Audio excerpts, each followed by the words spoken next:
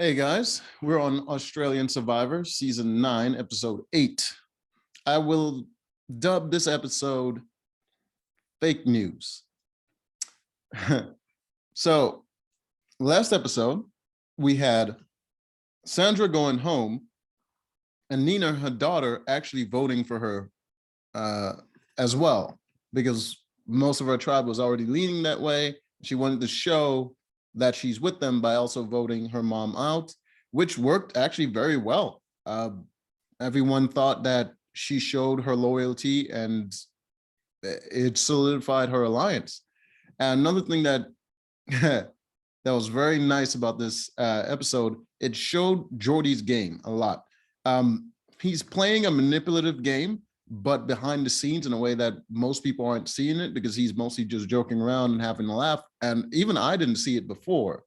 But now that the tribe kind of swapped a little bit and he actually has a little bit more power and a little bit more room to maneuver, and just that move to get rid of Sandra, that was all him sort of planting that seed and moving the vote away from tribe strong to just getting rid of Sandra, because they were originally going to get rid of Mel, I believe. And yeah, it was all great game move by him, and he's one to watch. He's not really doing much of the other aspects of the game, sort of like getting idols or advantages or any of that, or even performing overly well in challenges. He's not performing badly in challenges, but he's not performing in a way that is a threat to a lot of people. Even though he's been great in challenges, he's been like killing it, but there are other people that shine more than him. Mark, for example, shines way more than him in challenges. Just because his size and strength, he shined way more than Jordy in challenges. And Mark is also very good at taking charge and leadership. So that also distracts away from Jordy and his great physical abilities. And it's just all around great gameplay. And he was one of my favorites in the beginning, but just I didn't know how he was going to play the game. And now that I see it, I definitely appreciate it. Another thing that happened was there's that's on the red tribe. Now we are on the blue tribe, the water tribe. We have the whole situation with Sophie and Sam, where even though there are other people that sort of voted Sophie out, she felt very betrayed by Sam, because her sort of she stuck up for Sam. She was even going after David to avenge Sam because of David kind of throwing Sam under the bus. But she thought they were very close. I think it has a lot to do with how outspoken Sophie was, and just she's a lot more straightforward. She's chaotic in a way that her personality is very strong. Even when she's being emotional, she doesn't really show a lot of weakness, and it's more it doesn't engender that sort of sympathy from other people that you would when a woman normally shows weakness. It doesn't generate that sort of sympathy that would let them sort of want to empathize and feel sorry for you and want to help you. She does not show helplessness in any sort of fashion, and I think that works against her, because without that element in your social play,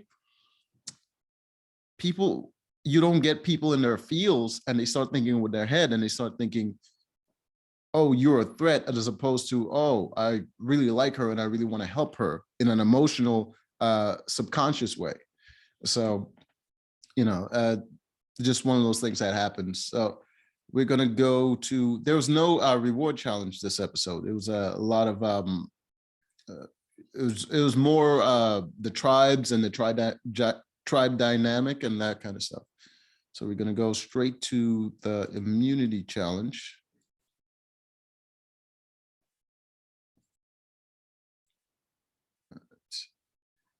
So it looks like. All right. The immunity challenge looks like this right here. All right. So each tribe, basically, they have to hold up these discs. All right. And just side by side. They have to hold up these discs. If it drops below the post, then they're out. So basically I think the blue tribe, they sort of set themselves up where people with similar heights are sort of like stacked together. The red tribe stacked them up where they had most of the men in the center, and on the edges, they have the women. So, and I think directly in the center of, I think this tribe, they had one of the taller people, which wasn't a good idea, because he kind of offset the height of everyone around him. So everyone else was pushing up while he was pushing straight across, which I don't think is a good strategy. But the other thing, their strategy was very good, because you have people with similar strength and build sort of in the center, and the ones over on the edges, especially they have one of the smaller people, I believe Amy, all the way on the edge, where she's only pushing on one side. She doesn't have to worry about the other side of her. So which is good. If she doesn't have that arm strength to hold up, then she only has to worry about one thing and not a bunch of things going on at once. But it was actually a very close competition. I think it came down to, on the other side, it came down to Jordan and Mark still standing, and I believe Dave and Jordy still standing. But on the blue tribe, on the water tribe, it was only those two. Very surprising. I didn't expect her to do this well in this challenge, and she's really showing her own. Now that I think now that she's played Survivor for a little bit now, and she's lost a lot of weight, considering from how when she first started the game, she's actually showing some physical ability now, which is good. It could go one or two ways when people play Survivor. Either the weight loss and a different diet can really weaken you, as you can see in Croc's case. He's lost a lot of strength because he's a bigger guy and he's used to eating a lot. He's lost a lot of strength. But some of the smaller people, they gain strength in that scenario, in that situation. Especially if you have a lot of fat to burn. In her case, where she had a lot of fat to burn, fat is energy, so it works well in your favor when you have a situation like that going on towards the end of the game. Because towards the beginning, it can hurt you if your tribe decide to say strength first, and they can vote you out. But as you start to lose that weight and you get that fat as energy, you can dominate later on in the game, which is a way you want to go, especially when people are not going to see you as a threat right away. All right.